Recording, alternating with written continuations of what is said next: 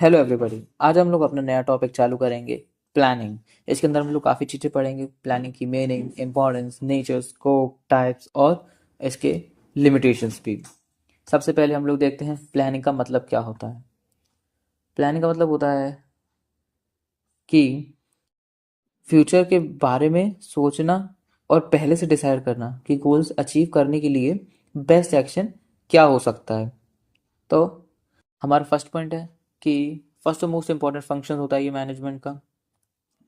फिर हम लोग इसमें क्या डिसाइड करते हैं कि हमें क्या करना है, कैसे करना है, कब करना है और इसको कौन करेगा।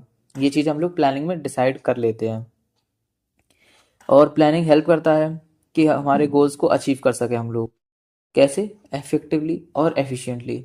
इफेक्टिवली हो गया कि हम लोगों की कुछ मेहनत बहुत ज़्यादा नहीं लग रही, हम लोगों को कुछ ज़्यादा कन्फ्यूजन नहीं हुई, हम लोग डायरेक्टली एक प्रोसेस में गए और हम लोगों ने गोल को अचीव कर लिया। एफिशिएंटली हो गया कि हम लोगों की कोई भी रिसोर्सेज, मनी वेस्टेज में नहीं गया, डायरेक्ट जो जिसमें लगना चाहिए था प्रोसेस में उतना ही लगा।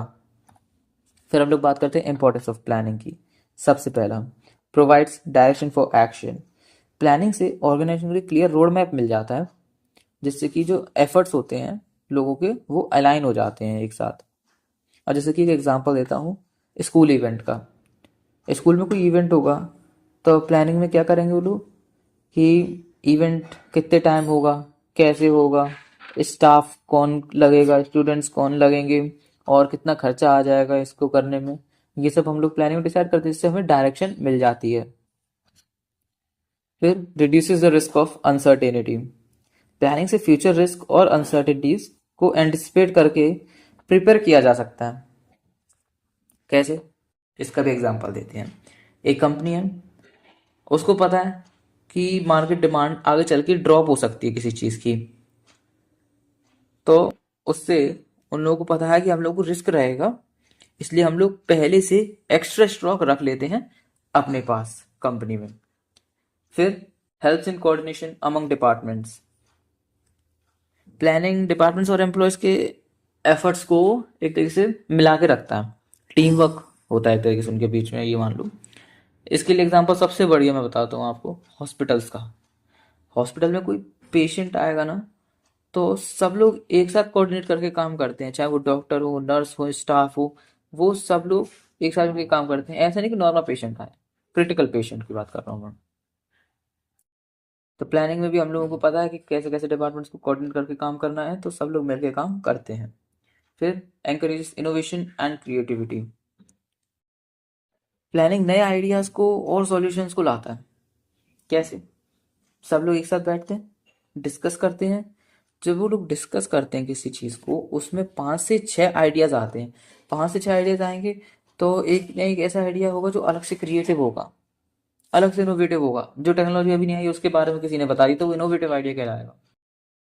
फिर हम देखते हैं improves decision making. Decision making को इम्प्रूव करने के तरीके से ये हो गया, ईजी बना देता है डिसीजन मेकिंग के प्रोसेस को। कि मैं एक एग्जांपल देता हूँ, जैसे कि रेस्टोरेंट मेन्यू का। अब किसी को रेस्टोरेंट मेन्यू को अपडेट करना है जैसे, तो प्लानिंग के थ्रू वो लोग डिसाइड करेंगे कि कौन सी डिशेस ऐड करें या फिर कौन सी रिमूव करें, और फिर उसको फाइनलाइज कर देंगे। तो वो इजी हो गया उस प्रोसेस उनके लिए। फिर हम देखते हैं नेचर ऑफ प्लानिंग। सबसे पहले प्राइमरी फंक्शन ऑफ मैनेजमेंट। ये मैनेजमेंट का पहला स्टेप है, ठीक है। इसलिए प्राइमरी फंक्शन ऑफ मैनेजमेंट इसको कहा जाता है। इसके बिना कोई भी प्रोसेस चालू नहीं होता। फिर goal oriented and purposeful. Her plan का एक क्लियर ऑब्जेक्टिव होता है कि हम लोग को किसी चीज़ का प्लान करना है, तो हम लोग को पहले से गोल पता होना चाहिए उसके लिए। तो हमें एक एग्जांपल लेता हूँ, जैसे कि मैं कॉलेज एडमिशन का। कॉलेज एडमिशन का अच्छा एग्जांपल है ना। क्या है, ये इनका गोल होता है कि हम लोग को ज़्यादा से ज़्यादा एडमिशन लेना है, लेकिन वो दिखाएंगे कि हमें 60 सीट है हमारे पास। क्यों दिखाते हैं ऐसा? जिससे कि ज़्यादा से लोग, जल्दी जल्दी लोग एडमिशन लें। अब जैसे इनको 60 लोग चाहिए थे, तो ये इनका गोल हो गया। इसी गोल पे वो लोग काम करेंगे, सब लोग मिलके इस चीज पे दिमाग लगाएंगे कि कैसे कैसे हम लोग ज्यादा से ज्यादा लोग ले सकते हैं। 60 लोग चाहिए लेकिन वो लोग ज्यादा लोग लेंगे उस जगह पे। ऐसा रियलिटी में होता है, ठीक है, थ्योरी में नहीं होता। थ्योरी में ये बताना होता है कि 60 लोग ही लेंगे हम। फिर आता है pervasive, needed at all levels. उधर पे मैंने जो लाइन लिखी नीडेड लेवल्स, उसी से समझ में आ गया होगा कि परवेसिव हो गया कि प्लानिंग तो ऐसी चीज है हर मैनेजमेंट लेवल पे चाहिए पड़ेगी। क्योंकि देखो मैनेजमेंट जो होता है अपना उसमें चाहिए पड़ती है। टॉप लेवल वाले हैं, टॉप लेवल वालों को प्लानिंग करनी पड़ती है, तभी वो लोग किसी पॉलिसी को बना सकते हैं, डिसीजन को ले सकते हैं, ऐसे तो नहीं ले सकते। मिडिल लेवल वाले हो गए, मिडिल लेवल वालों को जब उन्होंने टॉप लेवल वालों ने पॉलिसी बना के दी तो उन्होंने प्लान किया कि हम लोग कैसे कैसे इसको पॉलिसी को इम्प्लीमेंट कर सकते हैं और कैसे हम लोग लोअर लेवल वालों को बता सकते हैं कि हम लोगों को एम्प्लॉयज को कैसे बांटनी है इस पॉलिसी के हिसाब से। फिर अपना आता है continuous and never ending process. Planning continuous process है और नेवर एंडिंग है। कैसे कंटिन्यूस? ऐसे हो गया कि कोई भी प्लान बना, कोई भी नया एक गोल बनाया कंपनी ने, तो उसके लिए हमें पहले प्लानिंग करनी पड़ेगी। एक गोल के लिए प्लानिंग खत्म हुई, दूसरा गोल बनता है, दूसरे के लिए प्लानिंग चालू हो जाती है। कंटिन्यूस होता है, नेवर एंडिंग होता है। नया प्लान बनाना है, वापस बनाने लगेंगे। फिर हम देखेंगे फ्यूचर ओरिएंटेड होता है ये। प्लानिंग हमेशा फ्यूचर के लिए होती है, ऐसा नहीं कि पास्ट के लिए कर रहा है कि अभी कुछ टाइम में हो रहा है वो कर, फ्यूचर के लिए करा जाएगा हमेशा कि हम लोगों को कुछ प्रोडक्ट अभी निकालना है मार्केट में कुछ टाइम बाद, तो हम लोग उसके लिए प्लानिंग कर लेंगे कि हम लोग को इस तरीके से इस तरीके से इस तरीके से आगे बढ़ते जाना है जिससे हमारा प्रोडक्ट सक्सेसफुल हो सकता है मार्केट में। फिर scope of planning covers all management levels. वही बात आगे, कवर्स ऑल मैनेजमेंट लेवल्स कि इसको टॉप लेवल, मिडिल लेवल और लोअर लेवल सभी मैनेजर्स को चाहिए ही पड़ता है प्लानिंग का यूज करने के लिए। चलो एक बात समझो पहले, स्कोप का मतलब क्या होता है?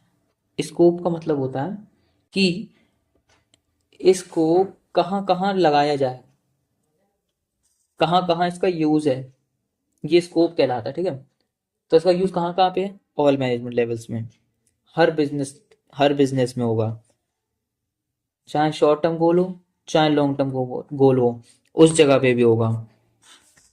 कुछ डिसीजन लेना है उसमें होगा, कुछ पॉलिसी बनानी है उसमें भी होगा, कोई कंपनी खोलनी है उधर पे भी होगा। तो हम लोग को ये माइंड में एक आइडिया ले लिया कि हमें यूज कहाँ कहाँ पे हो रहा है, तो हम लोग पॉइंट्स बना सकते हैं इजीली इसके। कवर्स ऑल मैनेजमेंट लेवल हो गया। फिर ऑल बिजनेस फंक्शंस के लिए चाहिए पड़ता है ये, मार्केटिंग का हो, फाइनेंस का हो, एचआर का हो, ऑपरेशनल डिपार्टमेंट का हो, सब जगह पे बिजनेस फंक्शंस में इसको चाहिए ही पड़ता है हमें प्लानिंग। फिर आता कवर शॉर्ट टर्म और long term goals. Short term long term goals के लिए भी चाहिए पड़ेगा कि हमें कुछ थोड़े टाइम वाला गोल हो चाहे या फिर बहुत टाइम बाद अचीव करना हो, प्लानिंग तो उसके लिए करनी ही पड़ेगी हमें, तभी हम लोग उसके लिए आगे प्रोसेस कर सकते हैं। फिर involve decision making and policy formulation. Decision making policy formulation हो गया कि बेस्ट कोर्स ऑफ एक्शन भी निकालना है, और पॉलिसी मेकिंग के लिए हम लोगों को वो अपने क्या बोलते हैं डिपार्टमेंट्स के बारे में और अपनी कंपनी के बारे में पता होना चाहिए, तभी पॉलिसी बना सकते हैं, तो वो भी प्लानिंग का ही पार्ट है। तो हम लोग को इसके लिए भी प्लानिंग चाहिए पड़ेगी। फिर क्या है, involve sorry includes strategy development. Strategy development भी इंक्लूड होता है ये, गोल्स को एफिशिएंटली अचीव करने के लिए प्लान्स बनते हैं, तो ये इधर पे भी यूज हो रहा है। फिर हम देखेंगे टाइप्स ऑफ प्लान्स। सबसे पहले on the basis of scope strategic plans, ये टॉप मैनेजमेंट के द्वारा बनाए जाते हैं, और इसका सबसे बेस्ट एग्जांपल मैं दे सकता हूँ expanding the company to new markets, कि हम लोग कंपनी को नए मार्केट की तरफ एक्सपैंड करेंगे। फिर टैक्टिकल प्लान्स, ये मिडिल लेवल के द्वारा बनाए जाते हैं। इसमें सबसे बड़ा एग्जांपल हो सकता है कि हम लोगों ने मार्केटिंग कैंपेन चलाया अगले साल के लिए। फिर ऑपरेशनल प्लान्स आते हैं, ये लोअर लेवल मैनेजमेंट के द्वारा बनाए जाते हैं, और इसमें हम लोग ले सकते हैं डेली वर्क शेड्यूल्स या फिर प्रोडक्शन टारगेट्स जो हम लोग बनाते हैं डेली उन्हें। फिर आता है on the basis of time, इसमें 3 आते हैं, long term, medium term and short term plans. Long term होते हैं जो 5 ईयर से या फिर 5 ईयर से ज़्यादा के हों, मीडियम टर्म हो जो 1 से 5 साल के बीच में हो, शॉर्ट टर्म जो 1 ईयर से कम के हो। फिर on the basis of use, इसमें आता है सिंगल यूज प्लान्स जो कि सिर्फ एक बार यूज होते हैं और एक यूनिक प्रोडक्ट के लिए, प्रोजेक्ट के लिए यूज होते हैं। फिर इसका एग्जांपल कि हम लोगों ने एक नया प्रोडक्ट लॉन्च किया या फिर कोई इवेंट किया तो वो सिंगल यूज़ प्लान्स में आ जाता है। और फिर स्टैंडिंग प्लान्स, इनको हम लोग रिपीटेडली यूज़ करते हैं, जैसे कि हमारे एचआर पॉलिसीज़ हैं, सेफ्टी रूल्स हैं और लीव पॉलिसीज़ हैं, इनमें हम लोग बार बार यूज़ करना पड़ता है, उन्हें स्टैंडिंग प्लान्स बोलते हैं इसलिए। फिर हम देखते हैं लिमिटेशंस इसकी। लिमिटेशंस में सबसे पहले time consuming process. Time consuming क्यों है? क्योंकि जैसे कि देखो एनुअल बजट बनाते हैं तो उसको टाइम लगता है बनाने में, तो इसलिए मंथ से लेके ईयर्स तक भी लग जाते हैं। जैसे लॉन्ग टर्म प्लान्स भी थे ना, तो वो टाइम कंज्यूमिंग प्रोसेस होता है। फिर होता है एक्सपेंसिव प्रोसेस भी होता है, कि अगर हम लोग रिसर्च करेंगे किसी चीज़ पे तो उस जगह पे कॉस्ट लगती है काफ़ी ज़्यादा, क्योंकि रिसर्च के बेसिस पे ही प्लानिंग करी जाती है। फिर रिजिड इन नेचर, रिजिड मतलब हो गया स्ट्रिक्ट होता है, स्ट्रिक्ट। फ्लेक्सिबिलिटी बहुत कम होती है, स्ट्रिक्ट होता है, जिसकी वजह से क्यों होता है ये? क्योंकि हम लोग का जो प्लान होगा वो उसी के बेसिस पे होना चाहिए कि जो डिमांड है हमारे पास, सप्लाई है, कुछ बेसिस पे ही ये प्लान बनेगा। उन्हीं बेसिस को अगर हम फॉलो करेंगे तो ही हमारा प्लान सक्सेसफुल होगा, इसलिए रिजिड कहलाता है। Based on uncertain forecast. Uncertain forecast इसलिए बोला गया है क्योंकि फोरकास्टिंग कभी भी सर्टेन नहीं हो सकती। अब कोई नेचुरल डिजास्टर है, उसको हम लोग पहले से नहीं बता सकते कि ये नेचुरल डिजास्टर आ जाएगा। कोविड-19 आया था, ऐसे तो आने गया था कि बता के आया होगा कि एक साल बाद में आऊँगा, अचानक आया था तो वो नहीं पता लगता, इसलिए अनसर्टेन फोरकास्ट बोला गया है। फिर does not guarantee success. Her plan successful है ऐसा ज़रूरी नहीं है। अगर देखो तुम कंपनी में कोई प्रोडक्ट लॉन्च हो रहा है, वो लो क्वालिटी का है, तुमने प्लान किया सब कुछ बढ़िया तरीके से, लेकिन प्रोडक्ट की क्वालिटी ही जब पुअर है तो तुम उस प्रोडक्ट को नहीं बेच सकते मार्केट में। बहुत हार्ड होता है ये करना। अगर किसी को भी इसके नोट्स चाहिए हो इन डिटेल, जिसमें 10 पॉइंट्स में सब कुछ समझाया गया है, तो मेरा डिस्क्रिप्शन चेक कर सकते हैं, मैंने वहाँ पे अपलोड किए हैं।